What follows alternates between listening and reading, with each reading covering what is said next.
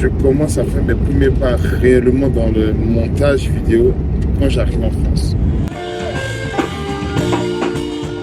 Là, je suis avec Diddy Stone, le réalisateur de vos différentes interviews sur ActuPeople.net. Aujourd'hui, c'est lui qu'on va interviewer. Et là, l'interview a lieu dans le TGV Paris-Hambourg. Diddy Stone, Ouais, pas trop fatigué? très fatigué. Comme tu sais, on ne dort pas trop dans ce qu'on fait. Je suis très fatigué. Parce que hier j'ai bossé et encore voilà ce matin depuis, si tu veux, je dormais peut-être 30 minutes seulement. Et puis voilà, on est en partance pour l'Allemagne, précisément à Hambourg, et encore sur le week-end. Voilà. Là, c'est une interview en live, c'est-à-dire dans les circonstances, comment est-ce qu'on bosse. On s'est réveillé à quelle heure? 5h du mat, on a pris le train à 7h. Et là, on vous fait vivre aussi nos ambiances de tournage. Mais en même temps, on fait cette interview avec le réalisateur. On connaît Diddy Stone comme artiste. Comment ça se fait que tu te retrouves derrière la caméra? Bah, si tu veux, c'est un truc que je kiffais depuis parce que avant que je sois artiste, d'abord j'étais mannequin, j'étais acteur, j'ai tourné pas mal de publicités, on va dire, j'essayais toujours de comprendre ce qui était derrière la caméra parce que j'étais toujours devant la caméra et voilà, c'est ce qui m'a poussé. Et après, j'ai vu que j'étais vraiment passionné de ce truc-là et j'ai commencé à creuser, quoi. Quand tu as commencé à creuser, c'est quoi? Tu as fait une formation, tu as appris sur le temps. Comment c'est venu ton histoire avec la vidéo? Devant la vidéo ou devant la Non, caméra? avec la vidéo. Quand je dis avec la vidéo, forcément derrière la caméra. Derrière la caméra. Comme je l'ai dit tout à l'heure, j'étais vraiment fasciné du fait de savoir comment est-ce qu'on peut faire des découpes, ou comment est-ce qu'on peut faire des réalisations, comment ça se passait en fait. Et je cherchais à comprendre à chaque fois. Donc, à un moment donné, je voulais avoir un ordinateur, je cherchais à comprendre comment ça se passe et tout ça. Et je dis quoi, quand j'étais aux deux plateaux, là où j'habitais, il y avait Serial Kill. Ok. C'est Killer, non? Serial Kill. Serial Kill avec Jimmy James? Avec Jimmy James, j'habitais juste à côté de Jimmy James. Ok. Donc souvent je quittais chez moi et je partais chez Jimmy. Ou juste regarder comment est-ce qu'ils font, comment est-ce qu'ils travaillent et tout. Voilà, limite, je cherchais à voir comment ils font, j'ai envie de faire la même chose qu'eux, quoi. Parce que j'étais vraiment fasciné. Parce que j'ai fait pas mal de clips vidéo où j'étais devant, j'étais acteur de pas mal d'artistes. Et à chaque fois, je me disais, mais comment ils font? Mais bien avant ça, c'était Bonnie Sylvestre que je regardais beaucoup. Bonnie Sylvestre.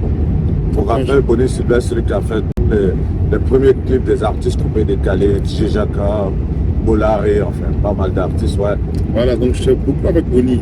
Beaucoup avec Bonnie. C'est-à-dire qu'à mes temps perdus, je passais le voir à Cocody Saint-Jean, je crois, derrière la FTI là. C'est ça. Je partais le voir là-bas. J'étais là, à un moment donné, on avait commencé à écrire, il avait commencé à écrire une série où on devait participer, tout ça, le casting. Chez moi, j'ai ramené tout le monde pour le casting, tout ça. Cette passion-là a commencé à naître comme ça, quoi. Et voilà, de fil en aiguille, et voilà, on a commencé à mettre la main aussi à la pâte, commencer à regarder. Et je regarde, je commence à faire mes premiers pas réellement dans le montage vidéo quand j'arrive en France. Ok. Voilà. Et là, c'est qui devient ton mentor à ce moment-là? Il s'appelle Dandy. Ok. Dandy, il avait fait un clip de Fally Ipupa, je crois, non? Voilà, et on l'a réalisé ensemble en plus. Ok. À ce moment-là, j'étais déjà dans le game. Quand Dandy est là, avec Dandy, j'étais déjà dans le game. Ok. Et on a fait pas mal de réalisations, de grosses têtes même. Voilà. C'est ce qui m'a vraiment formé. Voilà. Et Dandy, sa particularité, c'était quoi? L'étalonnage. C'est pourquoi tu vois que tout ce qu'on fait avec ActuPeople, l'étalonnage est vraiment. C'est que Dandy, voilà, il était trop bon dans l'étalonnage. Voilà. Et moi, j'étais fasciné, hormis ça, l'étalonnage, moi, j'étais fasciné plus par les effets spéciaux. Voilà, c'est pourquoi vous allez voir certainement dans les années à venir, voilà, des films, des téléfilms où, parce que je réfléchis, je dis, ben, souvent on parle de films de sorcellerie dans nos villages, dans nos choses. Chez les Blancs, c'est ce qu'on appelle film d'horreur. Et ils font leur réalité, c'est les serial killers, les gens qui tuent, machin. Donc chez nous, c'est la sorcellerie. Donc, à travers ça, je regarde la sorcellerie et je dis, ben, on peut faire un truc. C'est-à-dire que quoi, pourquoi pas créer des effets spéciaux qui vont réveiller ce monde obscur là. On va appeler film d'horreur, mais made in Africa. Ok. Tous ces petits détails là, tu traverses et tout ça, et c'est comme ça. Je suis bien Dandy. Il me montre. Et avec Dandy, ça commence en quelle année? Si on doit se situer dans le temps. Je ne me rappelle plus trop bien. Je sais que Dandy, je ne sais pas s'il est arrivé en France entre 2012, 2013. Ok. C'est là qu'il est arrivé en France, je pense bien. Si j'ai bonne mémoire. Et c'est à partir de cet instant, quand il est arrivé, comme c'était un bon monteur, c'était un bon cadreur, et qu'il cherchait quelqu'un avec qui il allait vraiment... Et moi, j'étais disponible à ce moment-là. Donc tout de suite, ça matchait, quoi. Ouais. Et puis on a commencé à tourner, on a commencé à... Voilà. Là, tu commences en tant qu'assistant à la réalisation, ou bien tu portes la caméra, ou quels sont les premiers rôles que tu joues auprès des Dandy? Au départ, en fait, je suis assistant, mais j'avais déjà une base. Okay. La base, c'était quoi? Comme j'avais déjà tourné beaucoup devant la caméra, donc c'était pas trop difficile pour moi de comprendre certaines choses. Voilà. Mais par contre, tant qu'on n'a pas encore monté, on ignore ce que c'est que le cadrage. C'est ça. Tant qu'on n'a pas fait un montage, on ignore ce que c'est que le cadrage. Et moi, à force de le regarder, et une fois, il m'a dit, bon, voilà un truc là-bas, il faut cadrer, tu vas faire ça. Moi, j'ai fait n'importe quoi. Pour moi, c'était normal. Même quand j'ai fait ça, il m'a dit, bon, ok, attends, là, il te faut un ordinateur. Quand tu vas voir l'ordinateur, puis tu verras. Et le jour où j'ai pu acheter un ordinateur, quand j'ai pris les roches que moi-même j'ai cadrées, quand j'ai vu ça, j'ai dit, waouh, c'est n'importe quoi. Ça, depuis ce jour, ça a changé ma manière de cadrer. Si tu remarques bien, c'est pourquoi dans la forme, tu vois que je suis vraiment strict sur certaines choses et limite perfectionniste. Parce que c'est ce qu'on filme, c'est ce qu'on monte, en fait. Voilà. Ben, quand tu commences avec Dandy, par exemple, est-ce que au niveau des valeurs de plan, est-ce que tu apprends un peu le langage, on va dire, au niveau de la production audiovisuelle, le langage cinématographique, par rapport aux prises de vue, ou tu commences comme ça dans le tas et tu te dis, bon, je vais cadrer en fonction de mon ressenti. Comment ça commence? Au départ, ce qui est bien dans la formation que j'ai faite, c'est qu'au départ, il me laisse faire. Okay. Et après, il me dit, non, tu vois, c'est pas comme ça on fait. Il faut faire ça, il faut faire ci, il faut faire ça. En fait, si tu veux, je pense que c'est la meilleure école, en fait. On te laisse faire des erreurs et après on te dit, non, voilà. Et c'était la théorie en même temps la pratique, en fait. Voilà, c'était carrément de la pratique même, si tu veux. Ouais. Et ensuite, il faisait la théorie, puis il dit, voilà. Après, vous débriefez sur certaines erreurs. Ça te permet de t'améliorer. Voilà, et ça m'a permis de vite apprendre surtout. Et ensuite, je lui ai dit, quoi, bon, donne-moi toutes les anciennes roches qu'on avait filmées avant. Moi, j'ai commencé à m'entraîner et tout. J'ai commencé à faire ce qu'il y avait à faire. Et à un moment donné, il dit, bon, moi-même, il faut que j'essaie de faire aussi ce que, ça dit, pas des anciennes roches, mais des roches qui sont là maintenant, sur lesquelles je peux travailler. Là, tes propres tournages et les montées par la suite. Voilà. Justement, vu qu'on parle de tournage et de montage, c'est quoi le plus difficile? La réalisation, c'est-à-dire le tournage, ou c'est le montage qui est le plus difficile? En tout cas, de toi, de ton expérience personnelle. Bon, pour moi, rien n'est difficile dans les deux, une fois qu'on maîtrise son sujet. Mais les deux vont ensemble, en fait. C'est ce que j'ai dit tout à l'heure, c'est ce que tu tournes. Hein? Ce que tu enregistres, c'est ce que tu vois et tu fais le montage. Voilà, mais on passe plus de temps. En fait, le plus difficile, c'est le temps. On passe plus de temps à monter qu'à filmer. Voilà. J'ai l'habitude de dire que c'est comme, on va dire, dans la Bible, on dit un jour au ciel, je crois, au paradis, équivaut à peut-être 1000 ans sur terre. Alors, souvent, on a l'habitude de le dire, non, c'est ça. C'est la même chose que 10 minutes de montage équivaut peut-être à 24 heures et 10 minutes d'enregistrement équivaut facilement, selon ce que vous avez fait, à un jour de montage, par exemple. Je dis ça comme ça, hein. Et c'est pour dire que moi, c'est dans le montage, parce que c'est là-bas qu'on crée. C'est ça. C'est là-bas qu'on crée, selon ce que le client veut. Voilà. Et nous, souvent, on est confrontés, tous ceux qui font la vidéo sont confrontés à des novices, qui sont confrontés à des personnes qui ne connaissent pas la valeur même de la chose, en fait. Voilà. Et ça, c'est vraiment fatigant. C'est le temps qui est plus épuisant, en fait. Quand tu penses que tu vas travailler sur une vidéo pendant des jours et des jours, et la personne te dit non, c'est une vidéo de 10 minutes, de 15 minutes, de 20 minutes. Du coup, tu te dis, ah, et c'est pas que la vidéo de 15 minutes, là. C'est plus de 15 minutes, en fait, si tu veux, en gros.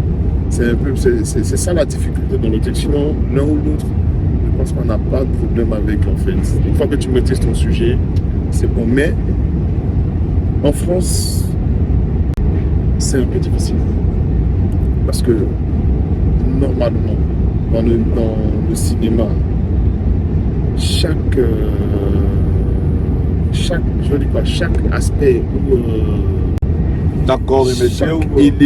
chaque élément qui regroupe une réalisation nécessite un groupe de personnes pour la réalisation. Si je peux m'exprimer comme ça, de certains projets, en fait. C'est-à-dire quoi? Je m'explique.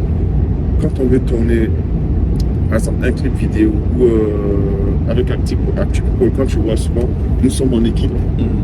Voilà. Forcément, dans l'équipe, il faut quelqu'un pour régler la lumière, quelqu'un pour régler le son, quelqu'un qui est là à la réalisation, quelqu'un pour superviser. Enfin, c'est de ça que je parlais tout à l'heure, parce que là, ça, au niveau de la production, l'équipe de réalisation, forcément, il y a celui qui se charge de la lumière, il y a l'éclairage, il y a le perchiste, il y a un assistant à la réalisation. Enfin, il y a toute une équipe. Forcément, ça, voilà. Lorsqu'on fait la production audiovisuelle, forcément, chaque corps de métier, on va dire, chaque rôle qu'on joue sur une réalisation, sur une production bien donnée, il y a une personne à traiter. Bon, je l'entends bien. ActuPeople, c'est une petite production. C'est toi qui fais la lumière, ça c'est ce que tu veux dire. C'est toi qui fais tout à la fois et en même temps le montage. Ouais. C'est pas ce que je... Non, mais c'est ce qu'il y a en plus, parce que sur ActuPeople, en même temps, tu gères le son, tu gères l'éclairage, tu positionnes les caméras et voilà. Et après, tu fais le montage. Voilà. Alors que dans l'ensemble, c'est toute une équipe, une grosse équipe qui doit gérer tout ça.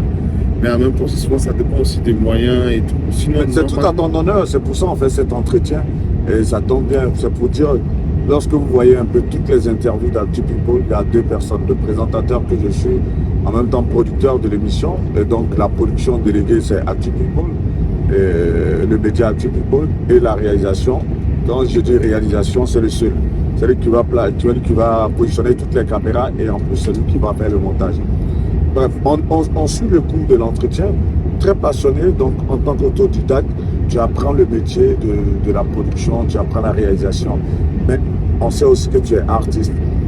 Aujourd'hui, entre ce métier de réalisateur et ton statut de base d'artiste, en tant qu'artiste, c'est ton téléphone? Vas-y, hein, c'est en live. Voilà, donc s'il y avait un choix à faire entre ton statut d'artiste chanteur, artiste coupé décalé, et aujourd'hui le métier de réalisateur, ce serait quoi le choix que tu ferais?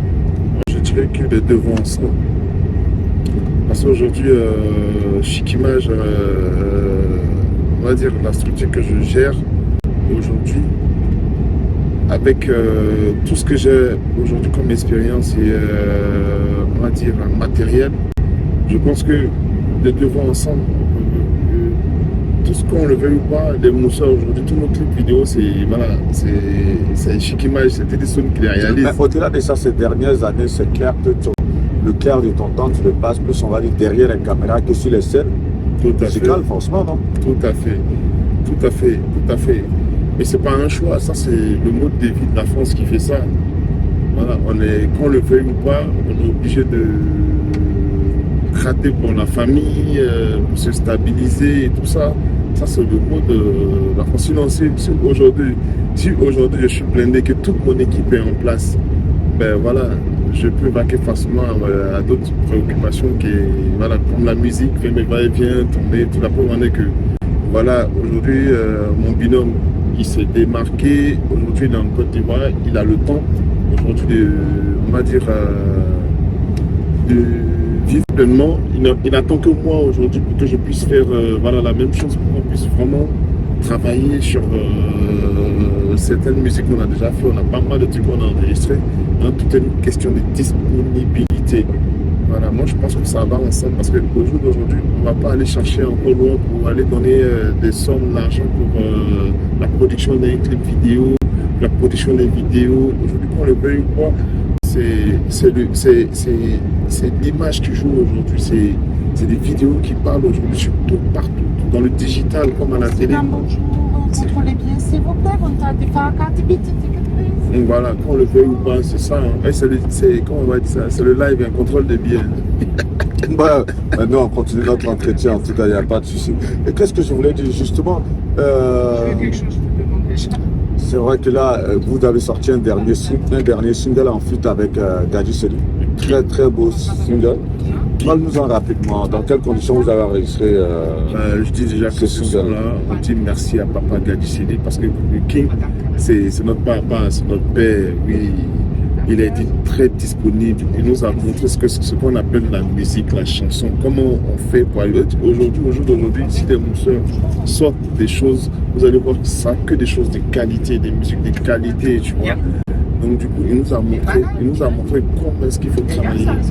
Et vraiment, ça nous a bluffé en fait. On a fait 2 ans au studio, on a sorti ce son.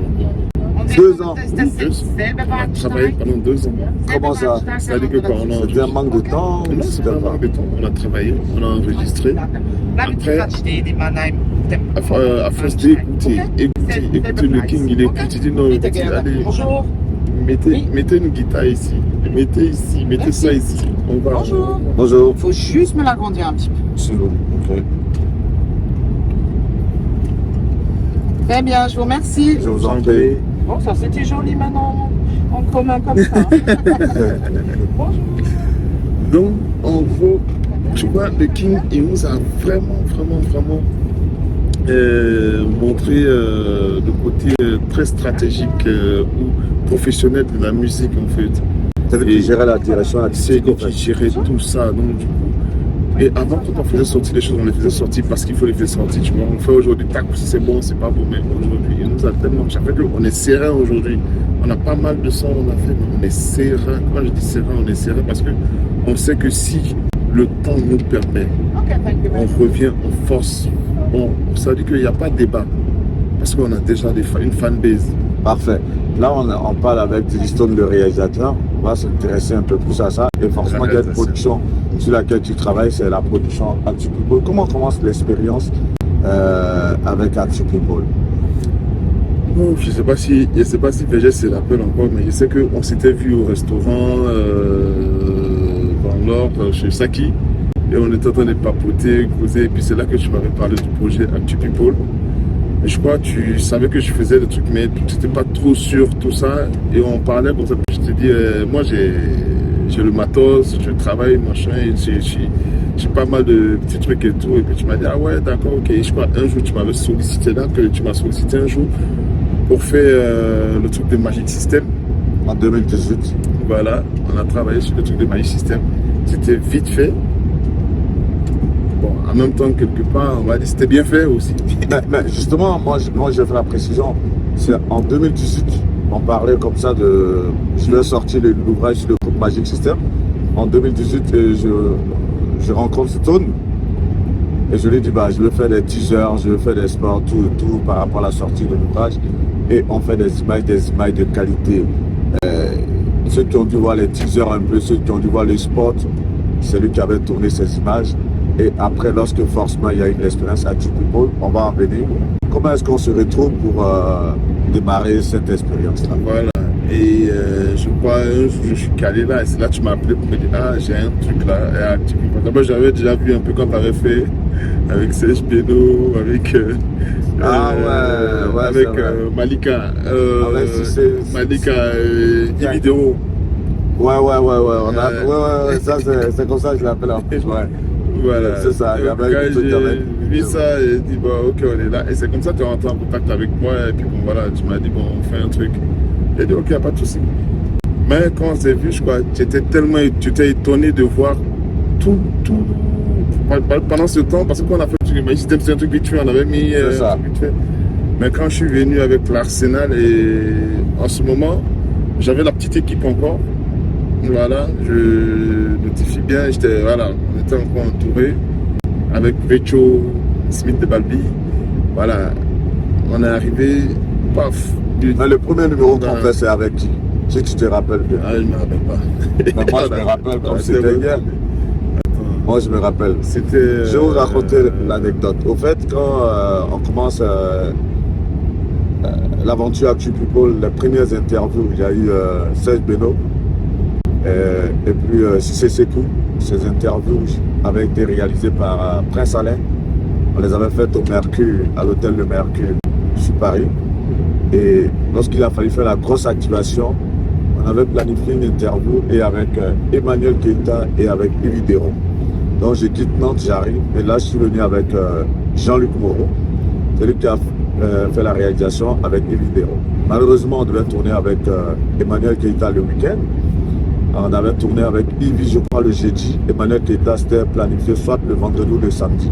Malheureusement, on n'a pas pu tourner et Emmanuel Keita m'a dit vraiment toutes mes excuses, je te dirai. Et on était au mois de décembre 2021, je crois bien.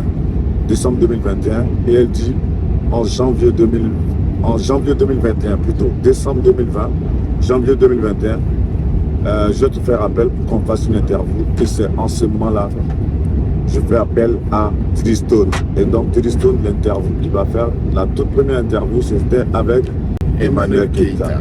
Voilà, là, je me rappelle. Ouais, avec Tout à fait. Voilà. Raconte-nous un peu ce premier jour. Raconte-nous ce tournage. Je crois quand tu m'avais dit que je n'étais pas disponible.